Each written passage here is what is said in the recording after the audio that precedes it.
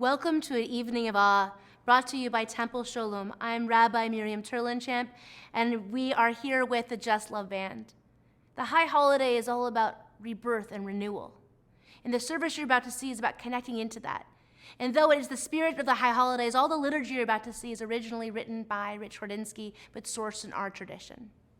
The season's all about forgiveness. Forgiveness of self, forgiveness of other, forgiveness of God, forgiveness of the world.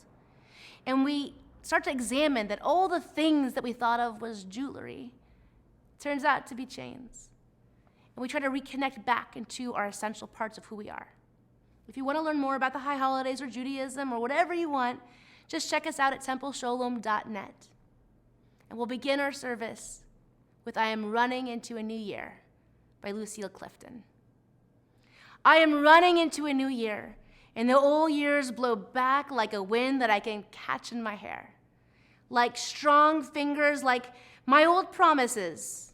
And it will be hard to let go of what I said to myself about myself when I was 16 and 26 and 36, even at 36.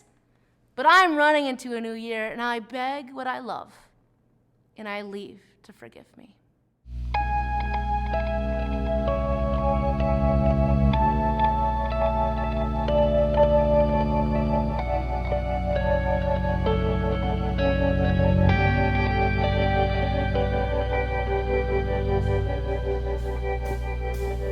He has shown you, oh man, what is good and what the Lord requires of you, but to do justice and to love mercy and to walk humbly with your God.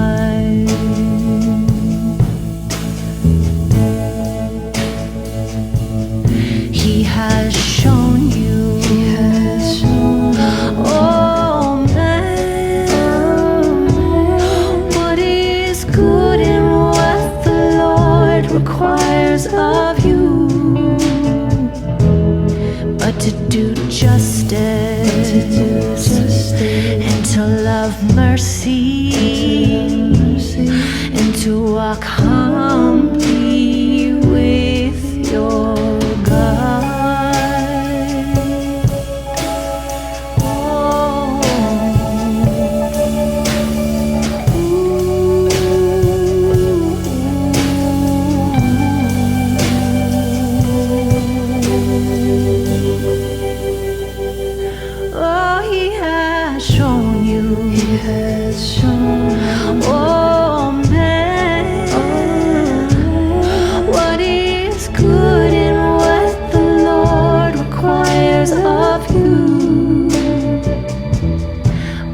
Do justice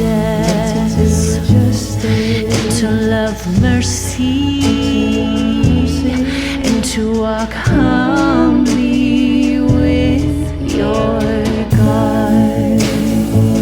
Oh, do justice, oh, love mercy,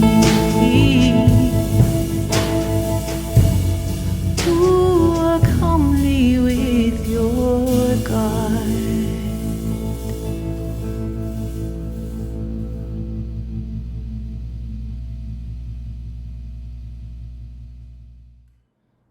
We continue with Shema, the watchword of the Jewish faith. Shema means listening and hearing. So as you get to the spirit of the tune, try listening to it, then try saying Shema, the words. And then as you start saying it, imagine it going, not just that you need the hearing and the listening, but then out into the people you love, and then out into your country, and then finally out into the world.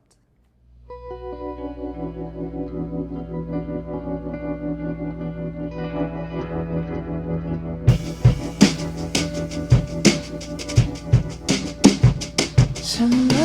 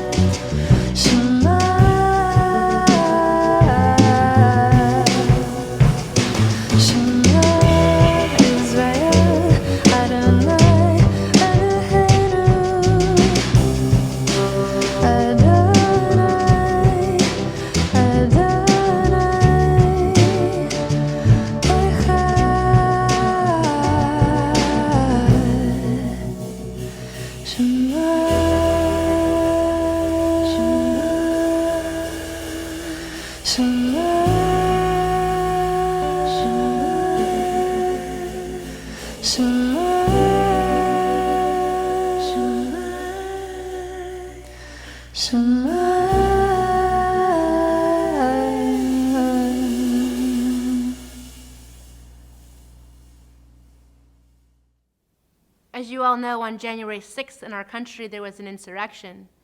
And I felt compelled as a congregational rabbi to say something to my community, some word of hope or resilience or comfort. But I was just as distraught as everybody else. And so I wrote this poem about what it means to lead in a time like this, knowing that it's just not clergy who are leading, but all of us. So I'd like to share this poem that I wrote that night with all of you. It's called There Are No Words. The rabbi must have words when there are no words, in the moment when the siren still rings in your ear, or when standing on the lip of a grave, or as the newborn baby screams his way into the world, or speaking of the world, when our world all comes crashing down and all that's left are the wounds. There needs to be words, not to heal, but to name the pain, which in turn breaks the silence, unleashing a floodgate. So, when we sit knees on the floor, palms open to the heavens, we wait for words that are supposed to open a door, letting us grieve and rage and rejoice and remember. But the rabbi is oh so human, just as broken and betrayed as the rest of us. And her words, these words, we all know, are just trying their best to hold you in her arms, to quiet your breath and tell you two truths. Nothing will be okay, and you will not have to do this alone. So I wrote a song called This Is What Holy Means about a few weeks before COVID lockdown started, before we really had any idea how long it would be or what it meant ultimately, or I don't even know if we know that now. But I was just trying to focus on what's important, and one of the things I feel like I've learned in the last few years is that what's important are people, and not in a vague sense, but what's important is your relationships with people. And to specify even further, how you build a community, how you can be intentional about building a community of relationships. And I think as someone who has lived a fairly secular life, what I find to be holy are the relationships that people build and the space between us. And so if I have a church or a temple, it's the space and the relationships between myself and my community. So that's really where that song came from. We see the broken promised land from the tower of our dreams, through the curtain of the air we share, though we don't know what that means. The space between our minds and hearts, the space between the flesh, is the temple, nothing more or less. And this is what holy means.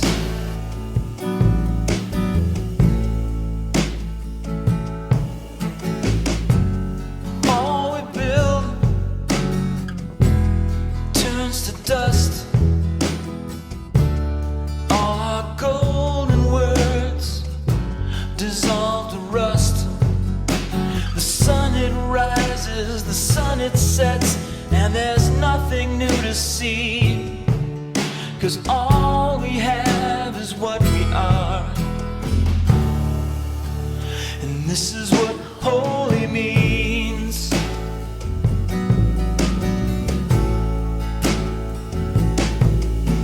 We see the broken promised land from the tower of our dreams, through the curtain of the air we share, though we don't know what that means.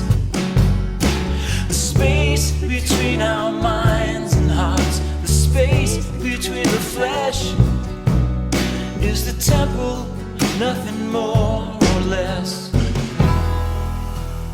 This is what holy means.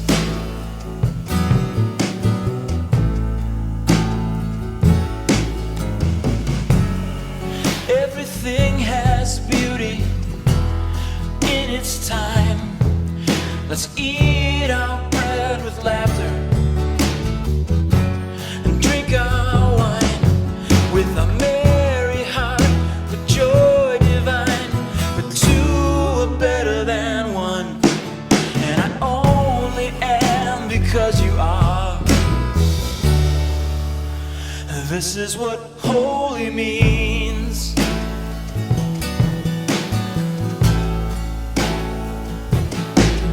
And we see the broken promised land from the tower of our dreams, through the curtain of the air we share, though we don't know what that means. The space between our minds and hearts, the space between the flesh, is the temple, nothing more or less. This is what holy means.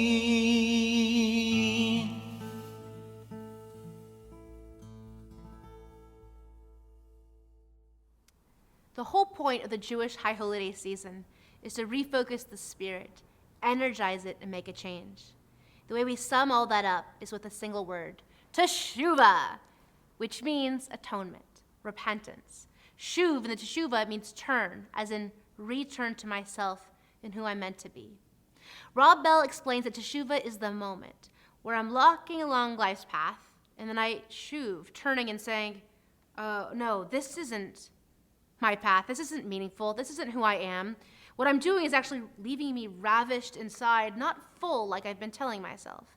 And these steps I've been taking have not been keeping me on my path like I have imagined, trying to avoid all the pain, but rather, in fact, have taken me deep, deep into the woods, and I'm off my path, lost now. I think that most of us wait for a shuv moment to happen to us, something that sparks the momentum for change. We watch as changes instead start happening to us rather than by us, without any of our own teshuva agency. In these ways, often, we wait until our marriage is falling apart. We wait until our doctor tells us that our cholesterol is too high. We wait until we fall and break a bone. We wait until our kids tell us to give them the keys to the car. We wait until we're bone tired. We wait and we wait and we wait. We wait to avoid the inevitable suffering that's involved in all change. However, real change hurts. In the avoidance of that inevitable suffering, we live in a space of tolerable pain, waiting for it to get more painful, for the moment when the pain will eventually become so intolerable that we'll finally be forced to give up this way of being for another one. In that process of change, like from couplehood to parenthood, or quitting a stable job for a dream vision, or divorce, leaving independent living, recovery from addiction, in that waiting for change often, we're waiting for that shuv to look one of two ways: either a sign or rock bottom. Let's go with the positive one first. In order to inspire us to finally make the change that we know needs to be made, we're often looking for a sign, something really obvious. We want that aha moment that says, yep, this is it, guys, all hands on deck. Time to go right this ship and make a change. We want aha, light bulbs popping, pennies dropping, signs and portents knock me down, grab me by the shoulders and say, this is it. Give me a split C's, then I'll get it. Give me a vision of my ancestor telling me what to do in a dream, then I'll get it. Oh, I know. Give me a burning bush, that's it. No, that's not it. That burning bush validated the pain of our people by our Creator, named a leader, and gave instructions, and Moses was still like, maybe? Can you give me another sign? Okay, here's your staff, and I'll turn it into a serpent. Here's a plague, and another plague, and another. What? You want more? Man, Moses, get over yourself. Say it out loud. Get over yourself. Say it to yourself. Get over yourself. Say it to your neighbor. Get over yourself. Because when he stopped demanding proof that this change was worth it, Moses led with grace and confidence. We're capable of nuance, capable of seeing miracles in raindrops and babies' faces and the embrace of a beloved friend, and yet what we demand is for the universe to pretend that we're not sophisticated, that we're dull animals who need slapping and burning bushes, plagues of frogs and pestilence and darkness to tell us what needs to happen in our lives. Most of us are looking for these highs, the ahas. Others may assume that if the aha doesn't grab us, that maybe it's the lows that actually can get us somewhere productive. We imagine that we've hit rock bottom in order to get what we need to take a journey, to get to our authentic selves. And so we say, I know I need to change. And then we ask, am I going to lose everything for this journey? To which the answer is, only if you insist. Contemplation and rock bottom awareness and aha, shuv turning and rock bottom and aha all have the exact same fruit. We don't have to wait for things to be broken, to be destitute and corrupt, to be beaten, to collapse from fatigue in order to pick up a new story. There's this fear that once we start to walk on that new path, that we'll become what we were, that we'll be back in that same place, and we will need another burning bush, another split sea, another electric aha slap to the face. We're so afraid of what happened to us, the loss, the pains, the weeds. And there's this fear that the past is going to happen again. All of us at some point have left a broken thing for a free thing. But if we still hold on to the story that we told ourselves when we were lost, about who we were, what happened, what life was like back there in the weeds, then we never actually left the broken thing, and therefore we're not free. It's possible that even as we live our new stories and our new path, that the old one really is just right over there, just waiting for us to step down and pick it right back up again. Elizabeth Gilbert, author of Eat, Pray, Love, in an interview answers a question. What would you do if you had no fear? And she says, that's a terrible question because everyone's afraid. And you need fear. Fear's good. Think about it. You're in the jungle, you see a lion, you want fear to kick in and get out. We don't want your creative, gentle mindset in that moment. We want your fear-based, I gotta get the heck out of here, kick in. But when we're in a place where we're not under attack, when there's no lion, we still need fear to come along with us. But we don't want fear to hold the steering wheel. Fear can't drive. Fear has to sit in the back seat. Fear is an important passenger, but you only hand over the steering wheel when the lion's coming. So who's driving that car on the path with you? We can't rely on reacting to what's happening to us on this off-the-path path. Because if we're always reacting, then we're thrown off balance, and we can't be strategic. We will fall into the potholes of the crumbled path of old stories. And once we hit that space of authentic being, moral resistance will flow from there. Move into a reality of imagination and grace, where fear is in the back seat, not driving. Because our holy soul has got the wheel and we picked the playlist. Judaism does a pretty good job capitalizing on our tendency to look for answers in fear and or awe. The high holidays in Hebrew are Yamim Noraim, which can either be translated as the days of awe, as in wonder, or the days in dread, as in fear. Our whole liturgical high holy day cycle is built around this duality, this drama. We want to believe that drama is the thing that helps us, that changes us, that utzes us to be self-aware. That's what the high holiday holy-a-thon is all about. 7 services in 10 days, better not miss any. God's listening, watching, making a list, checking it twice. We're going to feed you with Rosh Hashanah feast, honey and challah and brisket, and then starve you.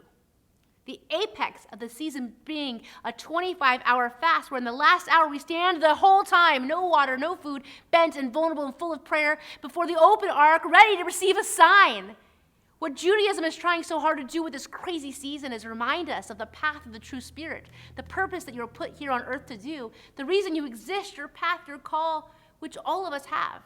That path might look different, twists and turns depending on what season in life you're in.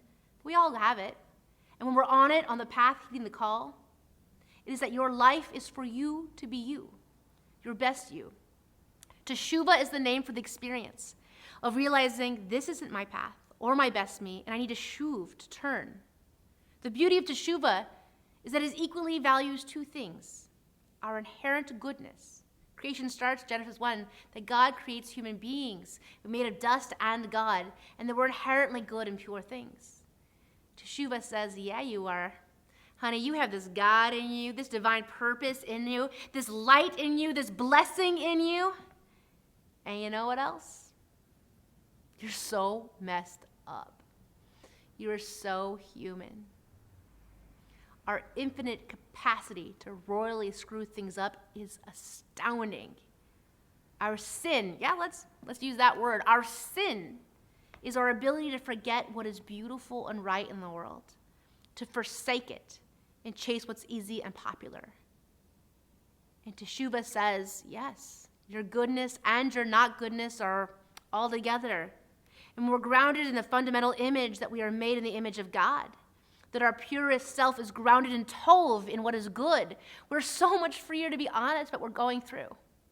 Honest about the ways we've hurt people, ways we are hurting, the ways we've been wrong, to apologize, saying, I broke my trust with you and I'm sorry. Saying I'm in pain and have been hiding it from the people I love most. I need you. Saying those kinds of words when we're grounded in our own essential goodness as a human being, authentic and vulnerable, is powerfully effective.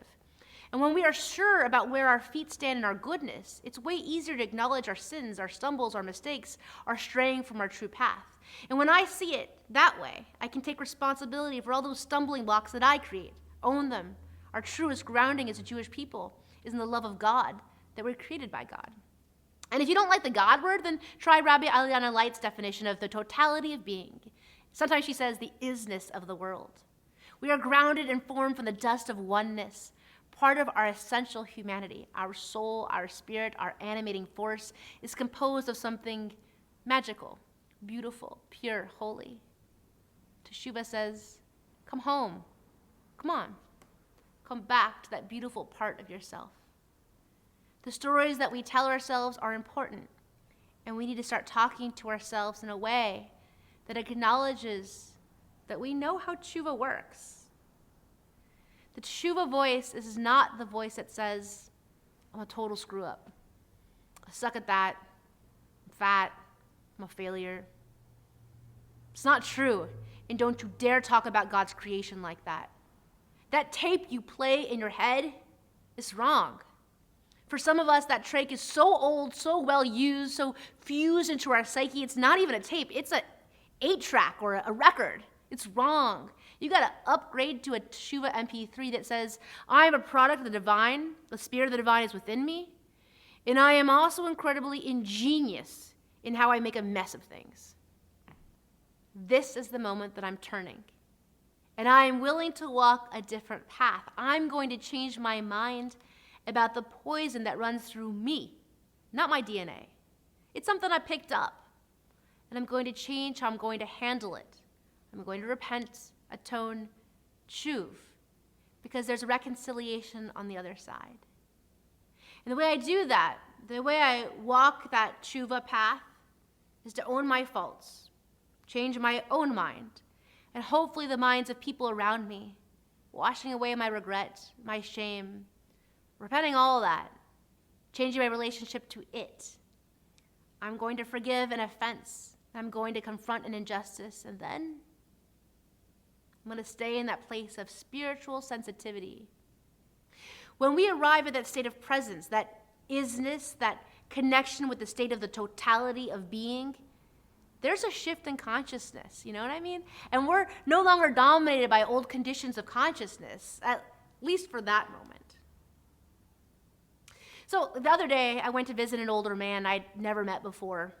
He called me because they feared the end might be near. So I went to pay him a visit. I went to his space. I walk in and he's asleep, and he looks so frail, I don't really know what to expect. I say, hello, Mr. Bader, it's your rabbi. Hello, Rabbi, I'm so happy you're here. I read all your articles, and I'm so glad you're our spiritual leader. I have macular degeneration, so I can't see you. But I see you, you know what I mean? And I say, yeah. He says, all my life I was shy, but I've reached a point in my life where I realize there's no point in not being honest. Because I'm going to die soon, so I need to be fully honest. I don't believe there's anything after death. I think you just die. But I do believe, after all this time on earth, that God has a purpose for every person. There's a reason for each one of us to be here, and you must spend your life answering what God has asked you to do. So I ask him, well, did you do it? Did you do what God asked of you? And without missing a beat, he says, yeah, I did everything for myself and for others. I always chose to go where I was needed, to do right for myself and for my family. I realized you can't worry about what is right, what the right thing is to do, because there's no real way to know. There's no real way to know if you've done the right choice until all the choices are made. So the only way to really do right by your life, to be a blessing to yourself and others, to live a life of action. And I believe that I have lived this long, not because I have a special wise words for you. All the wise words have been already said by others. The purpose of my life is to live simply, to love, and to go where I am needed. A change, an aha, that happened in that moment. I had gone to do a simple mitzvah, a good deed of visiting an old man, but then I was the one receiving more than giving. And suddenly in my mind's eye, in that nursing home, in that reclining chair, an old man, he transformed into a mountaintop, and I was sitting at the foot of a sage monk, and my ancestors were talking to me through his voice, and I cried, sitting there in the weeds and seeing my path just over here. Faith is hope with invisible evidence. And part of our many classical stories are of us trying to wiggle around the invisibility part to get to the evidence part so that we can guarantee that all this suffering, this truth, this awareness is actually worth it. Whether it's rock bottom or an aha moment, or preferably the intentionality of teshuva, of turning, the goal is to let go of our needs for guarantees and walk the path of our pure and unique purposes. Edgar Tolle says that once your spirit is awakened, your spirit will recognize spirit, truth will recognize truth, love will recognize love. In that moment, you and God will merge. In that space, that source of life will be true strength, creativity, power. And our purpose, our whole point, the whole reason our tradition is screaming, Shuv, is so you can bring that space, that path to everything you do. It'll be painful. It will require vulnerability. You're going to have to get over yourself. And you will not be alone. Teshuva says, you are this perfect cocktail of dust and spirit and energy. And the act of Teshuva, what Rosh Hashanah is asking you to do, is to drink that cocktail and say, yeah, I am. So the song, Are You Gonna Bow Down, was written right after George Floyd's death. And it's an angry song. It's a song that is asking for action. It's a little bit of a response to, I feel like sometimes in our culture, people live in a state of constant anger over something they saw on the internet. And it may have the effect of kind of numbing us to when we really need to take action. So the song is really just saying, here's an issue. What side of the line are you going to stand on? When the roll's called, are you going to stand up for what you think is right, or are you going to equivocate?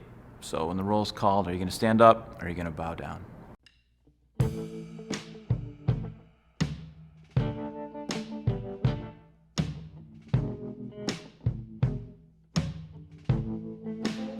If you go out walking, you better look just right, 'cause it's a dangerous world if your color ain't light. Lost a friend, lost a brother, another star that won't shine. His only crime is being any place at almost any time. Are you gonna stand straight? Are you gonna lie down? Keep your eyes wide open or stare at the ground.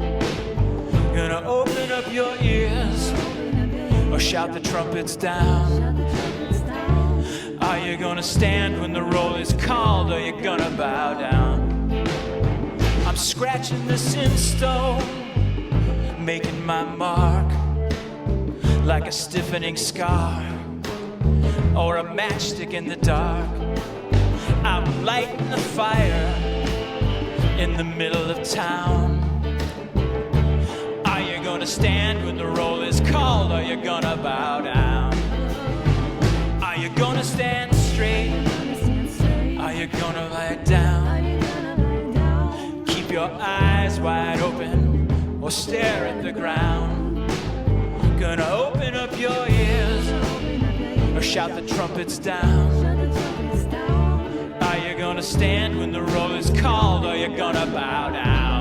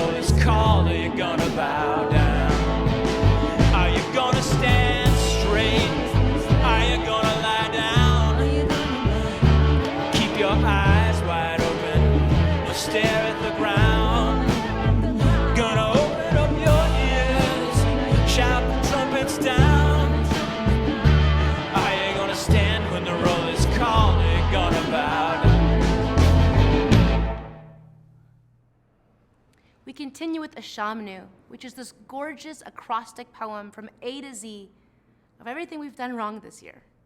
And the way you mark it is you knock on your heart saying Ashamnu, Bagadnu, Gazaldu. And it's knocking, not hitting.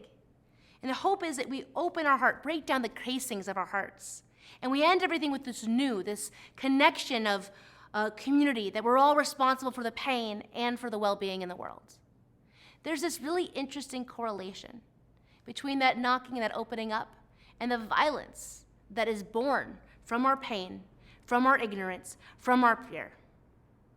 There's this Rumi quote that's beautiful, and it says, "I have lived on the lip of insanity, wanting to know reasons, knocking on a door, and it opens.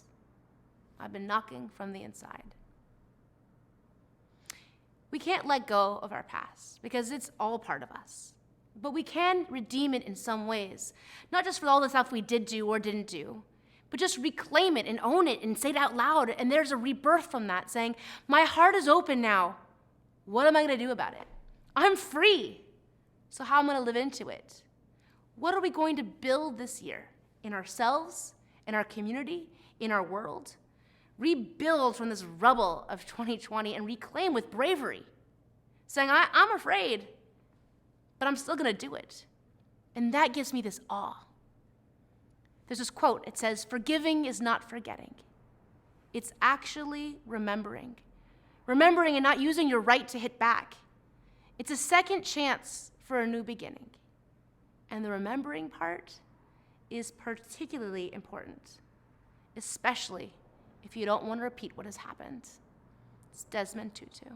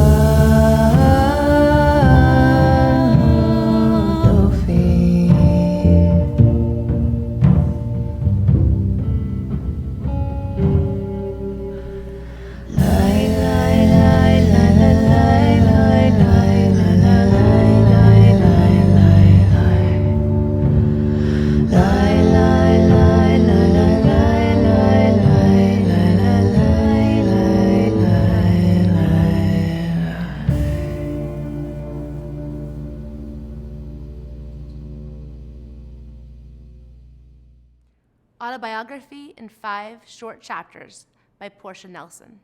1. I walk down the street. There's a deep hole in the sidewalk, and I fall in. I'm lost. I'm helpless. It takes me forever to find my way out. 2. I walk down the same street. There's this deep hole in the sidewalk. I pretend I don't see it, and I fall in again. I can't believe I'm in the same place. But it isn't my fault. It still takes a long time to get out. 3. I walk down the same street, and there's this deep hole in the sidewalk, and I see it's there, and I still fall in, and it's a habit. My eyes are open, and I know where I am. It's my fault, and I get out immediately. 4. I walk down the same street, and there's this deep hole in the sidewalk, and I walk around it. 5. I walk down another street.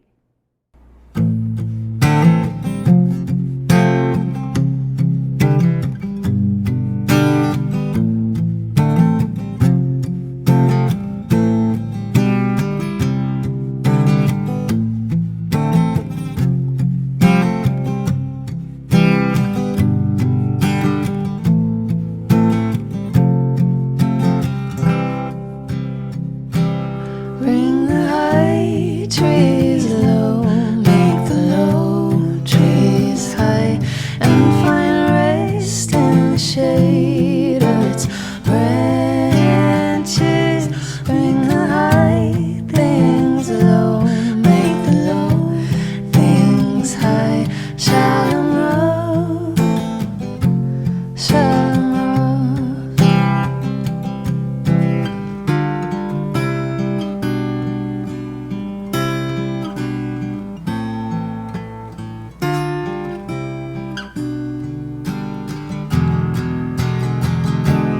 Bring the high trees low, make the low trees high, and find rest in the shade of its branches.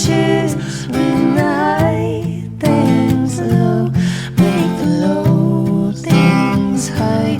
Shalom Rov, Shalom Rov.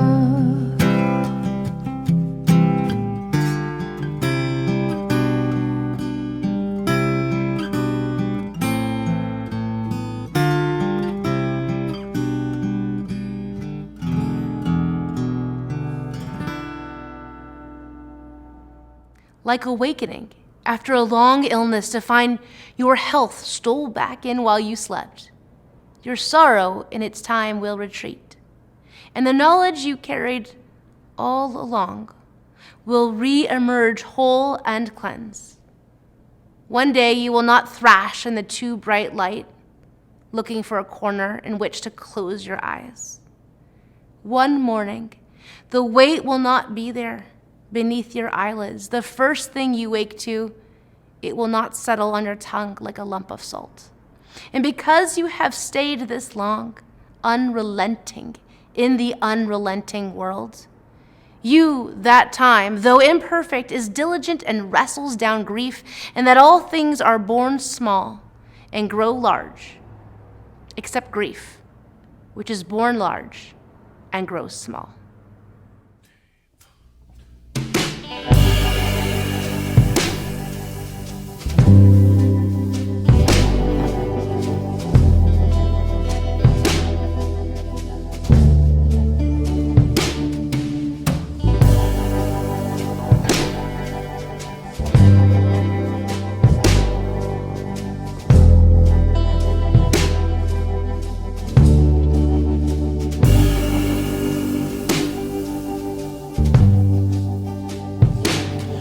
There's a sliver of moon climbing over the hill.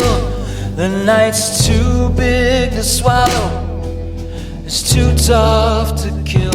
You're too footsore to run, and you're too worn to fight. So you close your eyes and wait for the light.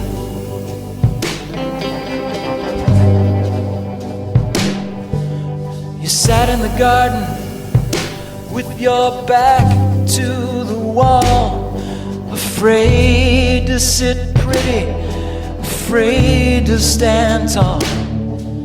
You ate of the fruit, still you don't know what's right. So you close your eyes and wait for the light. Wait for the light, wait for the light. Like a babe in the cradle with the shutters drawn tight. When the oil in your lamp won't last the night, you just close your eyes and wait for the light.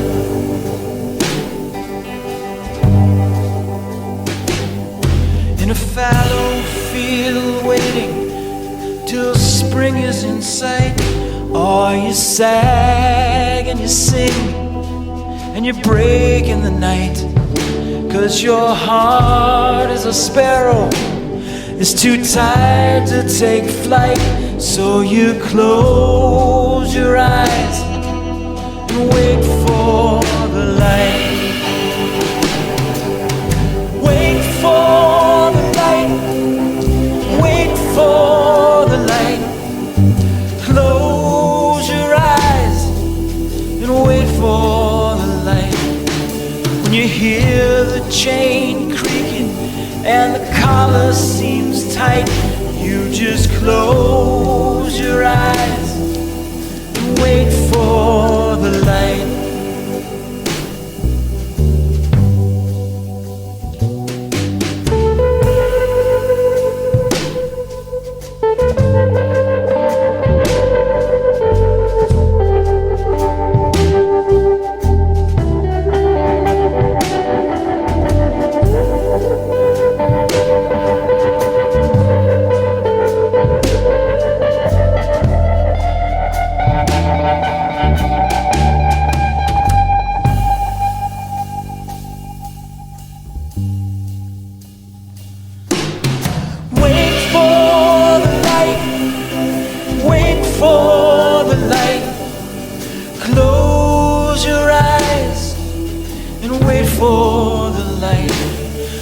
Smoke of the battle, when there's no land in sight, you just close your eyes and wait for the light.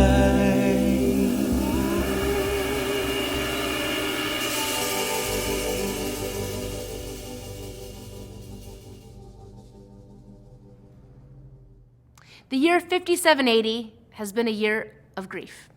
Grief over our land, grief over a political climate rich in turmoil, grief over a country on the cusp of something frightening, grief over the loss and death of people we love, grief over a pandemic, grief over our autonomy and the loss of the belief that we don't need anybody else.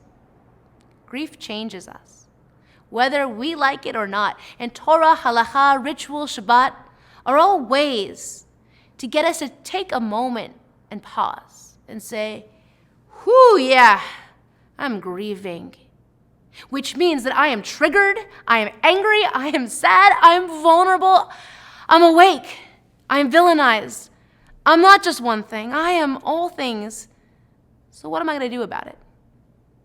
In the Orthodox Jewish tradition, a minyan of 10 men are required to be present for the Kaddish, the mourner's prayer, to be said.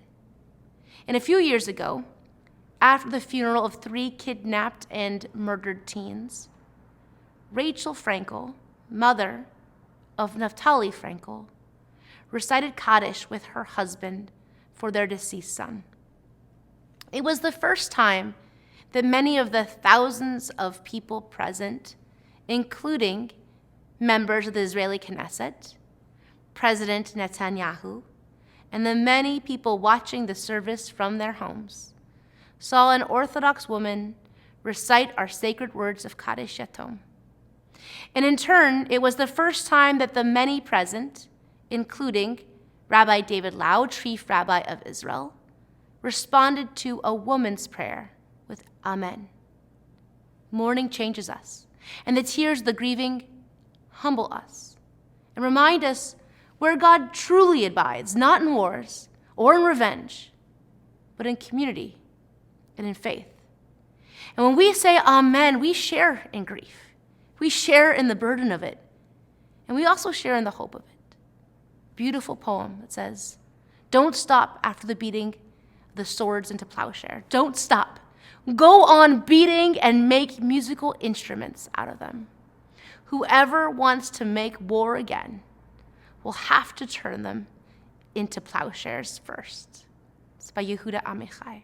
We continue with Psalm 23.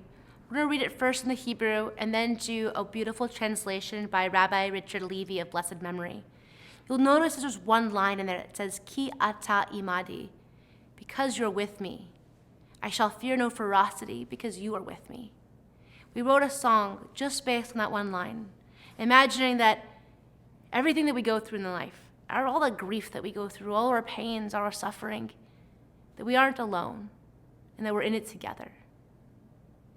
Mizmor leDavid, Adonai ro'i lo achzar, bino deshet yarbit seini, almei minuchot yon haleni nafshi yoshvev yancheni, vegmalek tzedek leman shemo, gam ki elek betzet zalmavet lo irara ki ata imadi, shiftacha umishantacha hema yerachamuni, ta'aroch lefanai shulchan neged tza'arai, tishanta v'Hashem roshi kosirayai, achto v'chesed yerdufuni kol yemei chayai, v'shavti b'veit Adonai le'orach yamim. Adonai, my shepherd, I lack for nothing.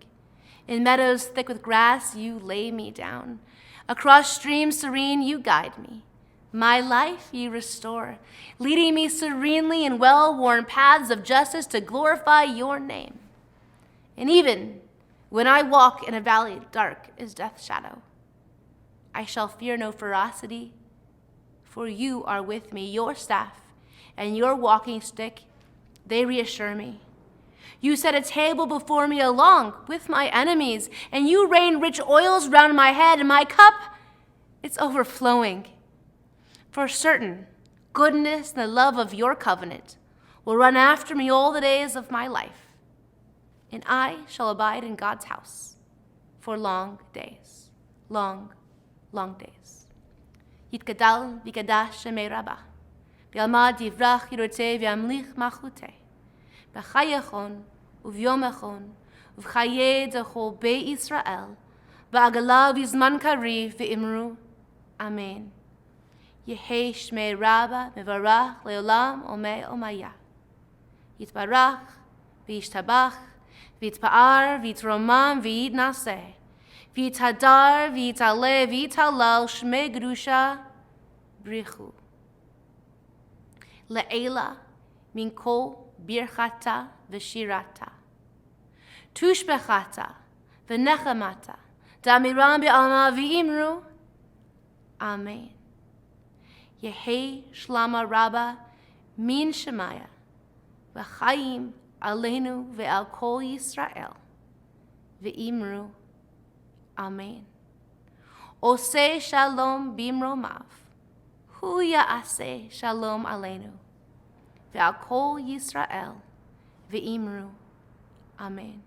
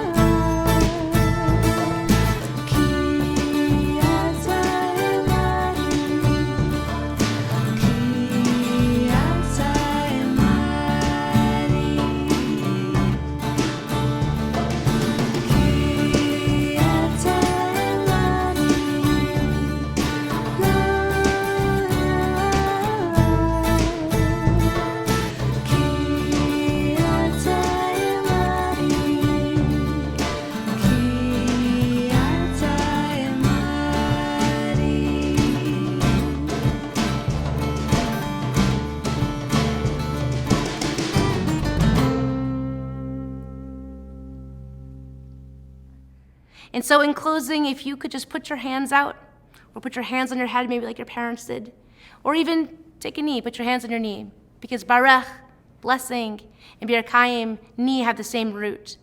And that we kneel in submission just to God, but also to anything unjust in the world, that we always want to try harder. So in the Spirit, I offer you a closing blessing in this holiday season. May God bless you and keep you. May Adonai shine his face on upon you and be gracious unto you. And when God's light does shine upon you, may it bring you strength and courage and light and well-being, because we need you in this world exactly as you are. Shana Tova. There's a sliver of moon climbing over the hill. The night's too big to swallow. It's too tough to kill. A special thank you for the donors that made this high holiday experience possible. It was essential to our mission to be able to reach out to the broadest community of people with a message of hope, vulnerability, creativity, and presence during this trying time in our country's history. Thank you to the following donors. You sat in the garden with your back to the wall, afraid to sit pretty, afraid to stand tall. You ate of the fruit, still you don't know what's right, so you close your eyes. Our donor tzedakah gifts of time, talent, and finances have made all of this possible. If you're not part of the Temple Sholom community and would like to learn more about Temple Sholom or Judaism, find us through our website. We have a series of free informational classes called A Taste of Judaism, happening this month, and other classes such as Introduction to Judaism, Talmud, Hebrew language, philosophy, peer support groups, and justice teams that we welcome all people, Jewish and seekers alike, to be part of. And if you would like to become a financial partner in our ministry to help make services and programs like this possible, please donate and contact us through our website, phone calls, or social media. We'd love to hear from you. All our thanks for tuning in with us this evening. Shana Tova, Happy New Year.